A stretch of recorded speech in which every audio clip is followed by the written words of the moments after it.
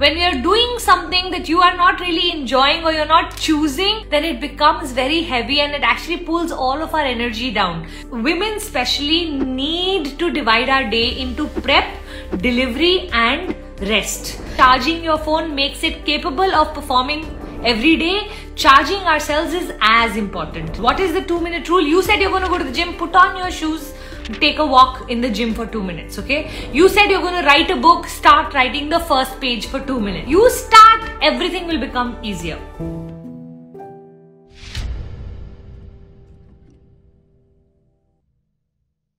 Precious mom, I want to start morning routine by 5 a.m. but unable to sleep before 11 due to little kids and housework. Please suggest. You know, my suggestion to you may not be the best suggestion or something that you wanted to hear, but I'm going to say it anyway. Having a consistent morning routine is 10 times more important than making life hard to wake up at a certain time.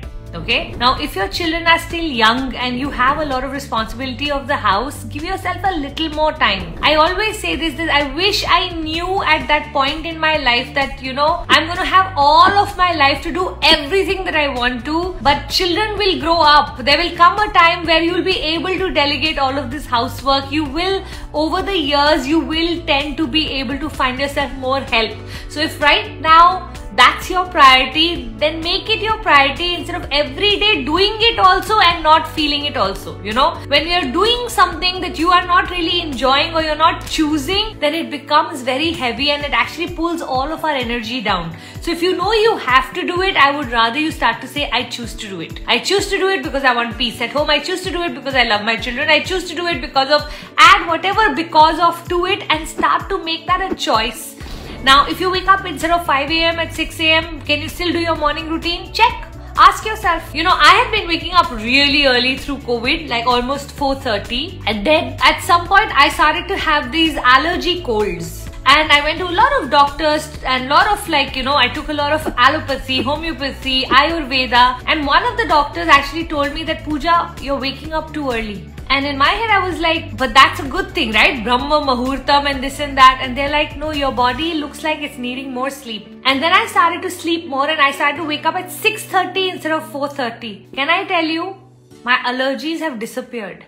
Now, we don't, in the world that we live, the masculine energy speaks so much about this waking up early in the morning. And I know that there's a lot of stories about how successful people wake up in the morning. So I'm a big encourager of waking up early. But I also feel like if your home environment is not conducive with your waking up early, your waking up early will leave you more exhausted than fresh. And if that happens, it will directly start to show on your health.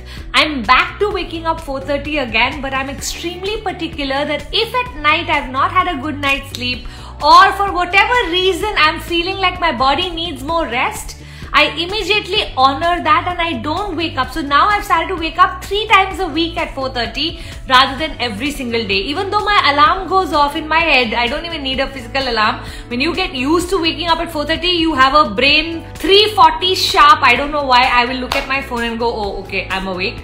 But I actually put myself back to sleep through a meditation. So I get to do my meditation also at the time that I want to, and then I put myself back to sleep in case I'm feeling like I'm not up to it, okay?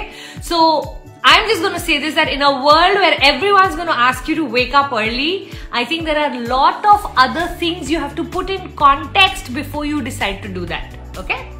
Eternally yours. Please help me with time management. I feel that I can do more in a day for my goals, but what I'm doing right now, at the end of the day, I feel bad that I wasn't enough. To this, I will answer 2 ways, okay? There are people who are wasting a lot of time and there are people who are just too harsh on themselves. So if you are someone who's too harsh on herself, I want you to make a list of 3 important things per day. And if you get those 3 done, you've got your day done.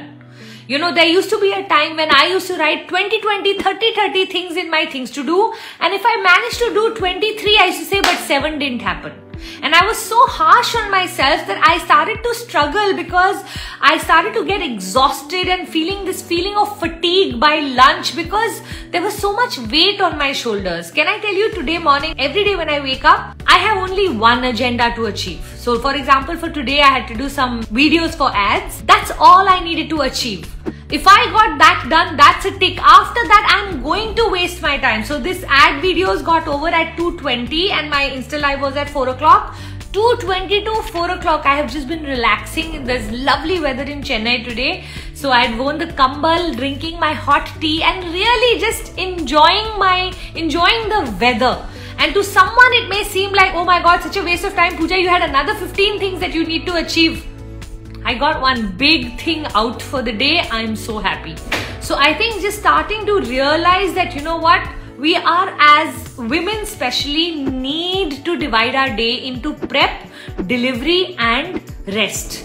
And some of us just believe like rest is waste. Not true. Just the way charging your phone makes it capable of performing every day, charging ourselves is as important. Now, having said that, I will give you 2-3 tips on how you can make sure that you start to use your day better. So few things that I do. One is I have a very solid morning routine. So in the morning itself, I schedule my things to do into my calendar, which means I won't just write ad videos to be made. I will put ad videos to be made from 10 to 2. So can you see how it's fully scheduled? When you schedule your things to do, that's when it goes from wishes to goals. Okay, that's one thing. The second thing is 3 minutes of any activity that I have said I'm going to do, I have to do. Which means if I told myself I will go to the gym, then 3 minutes is the minimum I must do, and then after that I can stop in case I'm feeling lazy. But 3 minutes is minimum. What I've seen is starting is where we struggle. Doing it after we've started is not hard. Okay, so anything that you want to do it first for 3 minutes. Rather, my suggestion is go 1 week of doing it 3 minutes only for the week. By the end of the week, you will feel desperate to start to do it.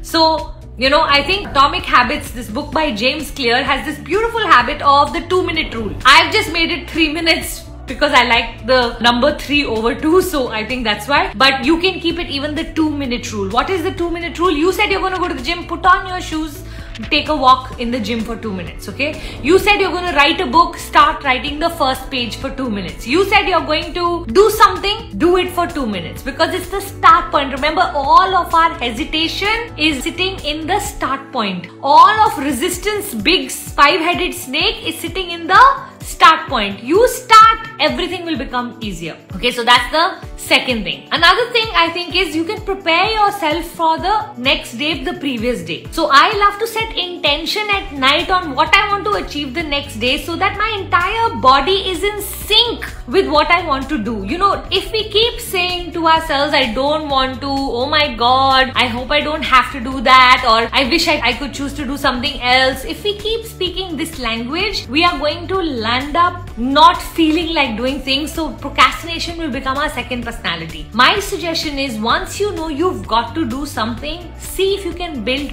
pleasure into it. What in that can make you feel pleasureful? For example, I used to not like swimming so much, but I wanted to swim every day because I think that cold water immersive therapy is one of the best things you can do for your body.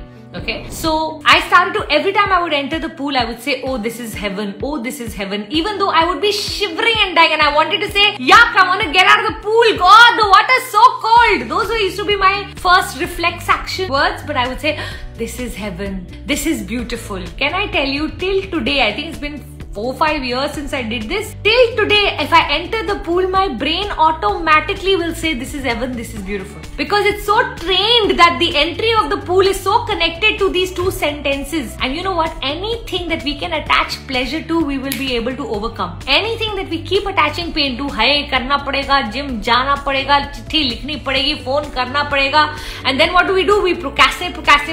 Our energy is highest in the morning, but we want to do that activity 9 in the evening. Our willpower is at its lowest. फिर वो होगा नहीं, फिर वो अगले दिन पे चले जाएगा, फिर we will start procrastinating. If you are procrastinating anything, let me tell you, try to make sure that you do it before noon every single day.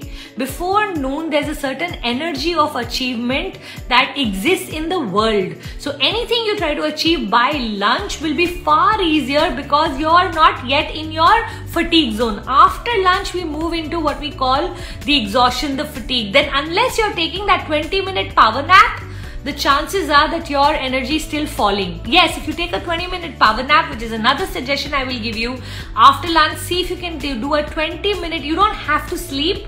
All you need to do is just lie down and do any form of being with yourself, self-reflection, just ease, no agenda required.